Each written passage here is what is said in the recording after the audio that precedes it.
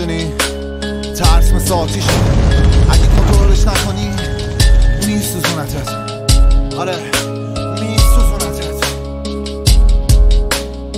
من یه دونه اسلحه میخوام، باید با دنیا تصفیه کنم، باید برگردم به اصلی خودم، باید بکشم مارای زنگی دورمو. بعدم میاد از تصویر خودم، از مسیر شدن، از دستگیر شدن، از تصفیه شدن، از بکیره شدن، از سنگیره شدن، از قصیره شدن. دیگه نمیخوام نادون باشم، دوست دارم تو بارون پاشم. کیا دنیای آروم دارن؟